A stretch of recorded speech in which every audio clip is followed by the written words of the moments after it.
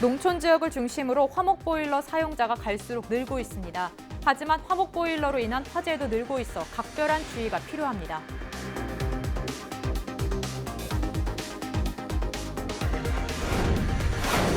응급의료센터는 비상 상황이 발생하면 응급의료 업무를 수행하는 중요한 의료기관입니다. 정읍 아산병원이 응급의료센터 운영에 나서면서 응급 환자들의 골든타임을 지켜낼 수 있을 것으로 기대되고 있습니다. 위험 지역으로 지적됐던 순창군 쌍치면 일대 국도 선형이 개선됐습니다. 순창군 쌍치면 금평리와 신성리 구간의 국도 21호선에 대한 선형 개선 공사가 완료돼 20일부터 개통됩니다. 새만금 국제공항, 새만금 신항과 함께 새만금 관문의 한 축이 바로 새만금항 인입철도입니다. 새만금항 인입철도 건설이 기획재정부 예비타당성 조사 대상에 선정됐습니다.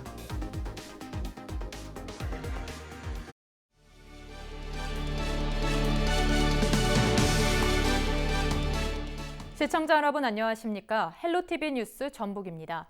첫 소식입니다. 농촌 지역을 중심으로 화목보일러 사용자가 갈수록 늘고 있습니다. 화력이 좋고 난방비도 싸기 때문인데요. 그렇지만 그로 인한 화재도 늘고 있기 때문에 각별한 주의가 필요합니다. 정명기 기자가 취재했습니다. 새까만 연기와 함께 시뻘건 불길이 집 밖으로 솟구칩니다. 화목보일러에서 튄 불씨가 주변에 옮겨 붙으면서 불이 난 겁니다. 대나무 100여 그루는 새까맣게 타버렸습니다. 대나무밭에 버린 화목보일러 재에서 불티가 옮겨 붙은 겁니다. 화목보일러 제철의 부지로 교에서 해가지고 이렇게 화재가 났거든요. 이런 화목보일러 화재는 최근 3년 동안 매년 평균 3,700여 건으로 사상자도 24명에 이릅니다. 땔감을 연료로 쓸 수 있어 난방비가 싸기 때문에 농촌을 중심으로 인기입니다. 화목보일러 떼시던 분들은 기름보일러를 못 떼신다 그래요. 왜냐하면 화력이 그만큼 안 나오고 돈이 많이 들어가기 때문에. 그렇지만 불티가 많이 튀고 연통에 재가 쌓일 경우 과열로 인한 화재 위험이 도사립니다. 그 때문에 화목보일러 주변엔 불에 쉽게 타는 물질을 두지 말고 배출구는 자주 청소해야 합니다. 특히 불이 났을 때를 대비해 근처에 소화기를 둬야 하고 화재 감지기를 설치하는 게 안전합니다. 최근 화목보일러로 인해 불이 났던 집인데요. 당시 근처에 뒀던 소화기로 빠르게 대응해 피해를 줄였습니다. 소방서는 화목보일러를 사용하는 집과 취급 업체를 대상으로 예방순찰을 강화하고 있습니다. 화목보일러 안전사용 수칙을 제작 배부하였고 또한 의용소방대원 및 마을 이장 등을 대상으로 화목보일러 안전사용법 교육 및 화재 예방 캠페인, SNS 문자 안내 등을 적극 추진하고 있습니다. 화재 대부분이 사용자가 조심히 다루지 않아 일어나기 때문에 각별히 조심해야 합니다. 헬로티비 뉴스 정명기입니다. 앞에서 보신 것처럼 화목보일러 화재도 위험하지만 재래시장에서 불이 날 경우 큰 화재로 이어질 우려가 높은데요. 올해 초 재래시장에서 불이 나면서 큰 피해로 이어질 뻔하기도 했습니다. 보도에 박종호 기자입니다. 새카만 연기가 하늘을 가득 채웁니다. 상가를 뒤덮은 불길은 건물을 집어 삼킬 듯합니다.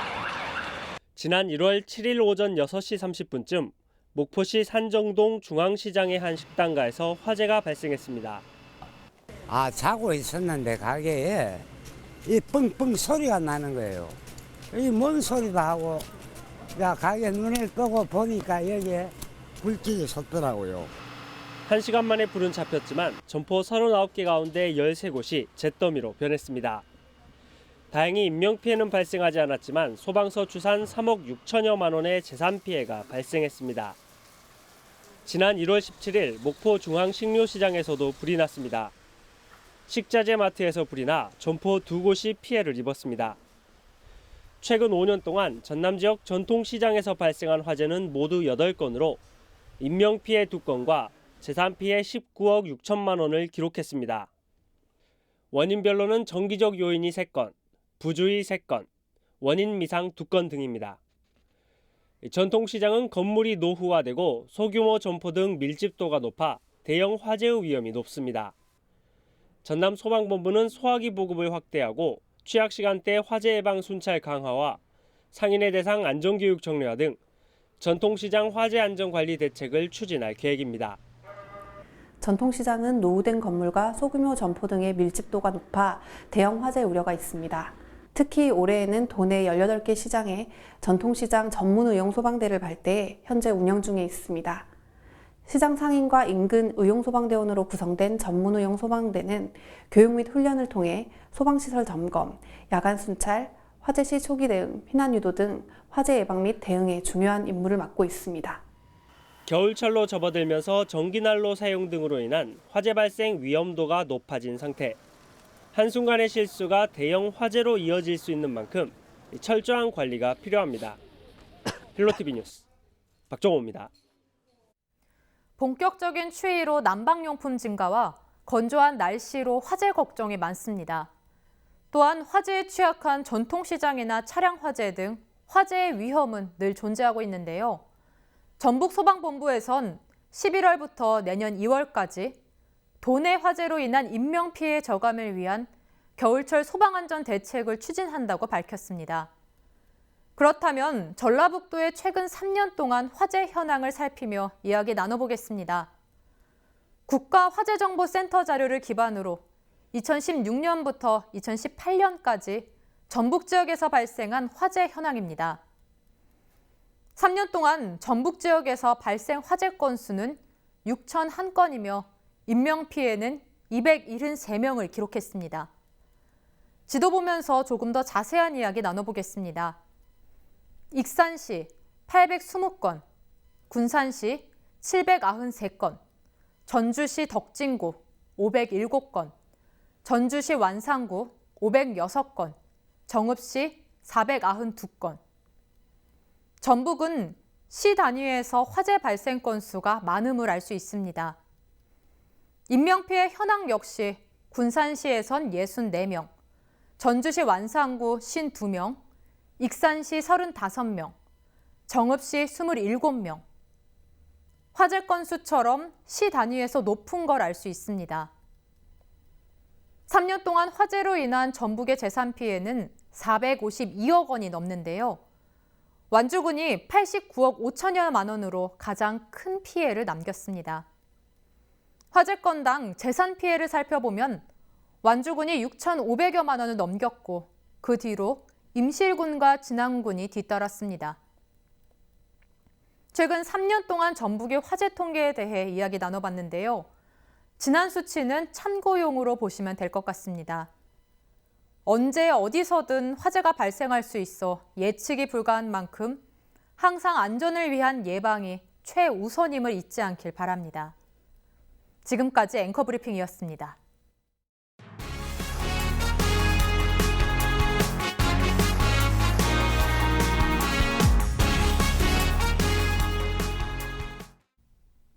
새만금 국제공항, 새만금 신항과 함께 새만금 관문의 한 축이 바로 새만금항 이립철도인데요. 새만금항 인입철도 건설이 기획재정부 예비타당성 조사 대상에 선정됐습니다. 전라북도는 새만금 신항에서 군산시 대하역까지 화물과 여객을 수송하기 위해 새만금항 인입철도 건설을 추진하고 있다고 밝혔습니다. 전라북도는 새만금 신항에서 군산 옥구 신호소는 단선 전철로 신설하고 옥구 신호소에서 대하역은 비전철인 군장 3단선 구간을 전철화할 계획입니다. 예상 사업비는 1조 2,900억 원이며 2021년 설계에 들어가면 2027년 준공할 수 있습니다. 철도 건설이 완료되면 새만금 신항, 새만금 국제공항, 장항선, 호남선, 전라선까지 연결이 가능해집니다. 18일 오후 4시 20분쯤 고창군 신림면에서 퇴비 10톤을 실은 24톤 트럭이 갓길로 넘어지면서 불이 났습니다. 이 사고로 운전자 59살 유모 씨가 대피해 다행히 인명피해는 없었지만 트럭이 전부 타 소방서 추산 2,700만 원의 피해가 났습니다. 경찰과 소방당국은 트럭 바퀴에 구멍이 난 뒤 하중을 견디지 못한 트럭이 갓길로 넘어졌고 그 충격으로 불이 난 것으로 보고 정확한 사고 원인을 조사하고 있습니다. 응급의료센터는 지역 내에서 비상 상황이 발생하면 응급의료 업무를 수행하는 중요한 의료기관인데요. 전라북도 서남권인 정읍과 부안, 고창에는 응급의료센터가 없어 응급 환자들은 진료를 받기 위해 먼 거리를 이동해야 했습니다. 정읍 아산병원이 응급의료센터로 본격적으로 운영에 나서면서 응급 환자들의 골든타임을 지켜낼 수 있을 것으로 기대되고 있습니다. 이진철 기자입니다. 전북 서남권에 첫 응급의료센터가 들어섰습니다. 정읍시는 2016년 부안 고창군과 함께 응급의료센터 구축 사업을 추진한 끝에 결실을 맺은 겁니다. 의료센터 개설로 전북 서남권은 응급의료 환자 사각지대에서 벗어날 수 있게 됐습니다. 아산병원에서 이렇게 개설이 됨으로 해서 정읍, 고창, 부안 3개 시군의 응급 환자들에게 아주 필요하고 절박한 의료 공간으로 거듭나기를 희망합니다. 정읍 아산병원은 약 21억 원의 예산을 투입해 응급의료센터 인프라를 구축했습니다. 리모델링과 증축을 통해 응급 환자 진료실을 확보하고 음압실과 환자 감시기 등 의료 장비를 갖췄습니다. 이를 통해 중증 응급 환자 발생 시 신속한 의료 서비스 제공을 통해 골든타임을 지킬 수 있을 것으로 기대되고 있습니다. 우리 정읍 아산병원은 전북 서남부 지역 응급의료를 필요로 하는 가장 어려운 환자를 돕기 위해 우리 직원 모두 최선을 다하겠습니다. 응급 환자의 골든타임을 자수할 지역 응급의료센터가 들어서면서 응급치료를 받는 전북 서남권 지역 주민의 의료 혜택이 크게 나아질 것으로 보입니다. 헬로티비 뉴스 이진철입니다. 고속도로나 국도를 운행하다 보면 도로 선형 굴곡이 심해 안전사고 우려가 높은 지역을 발견할 수 있는데요. 그동안 위험 지역으로 지적됐던 순창군 쌍치면 일대 국도 선형이 개선됐습니다. 익산지방국토관리청은 순창군 쌍치면 금평리와 신성리 구간의 국도 21호선에 대한 선형 개선 공사를 마치고 20일부터 개통한다고 밝혔습니다. 공사 구간은 6.4km로 교량 2개와 교차로 7개도 설치됐습니다. 이 구간은 선형이 구불구불해 교통사고 위험이 높다는 지적에 따라 지난 2015년부터 공사가 진행됐습니다. 익산국토관리청은 이에 앞서 정읍시 부전동과 순창군 쌍치면을 연결하는 국도 21호선 구간의 선형 개선 공사도 마쳤습니다.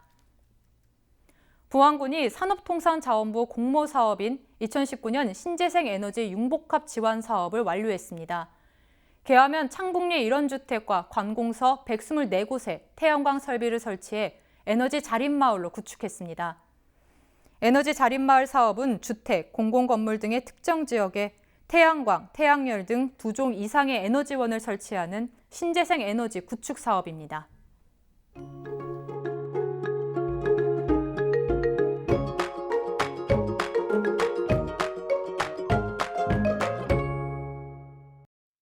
추위의 기세가 더욱 강해지는데요. 우리 지역 아침 기온 영하 4도로 시작해서 낮 기온 4도에 머물겠습니다. 늦은 밤부터 아침 사이 눈이나 비가 조금 내리겠습니다. 이번 추위는 주말까지 이어질 것으로 보입니다. 감기 걸리지 않도록 조심하시기 바랍니다. 주간 날씨입니다. 당분간 구름 많은 가운데 기온은 점차 떨어져서 아침 기온이 영하권에 머물겠습니다. 바다 날씨입니다. 물결은 최고 1.5m로 다소 잔잔하게 일겠습니다. 항해하시는 분들은 기상정보 참고하시기 바랍니다. 전국 날씨입니다.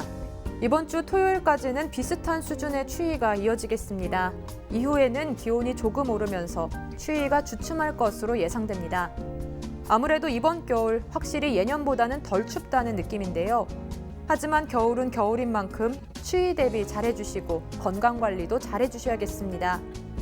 월요일에는 중부지방에 또 크리스마스에는 충청 이남과 영동 지역에 비나 눈이 올 것으로 전망됩니다. 지금까지 날씨 전해드렸습니다.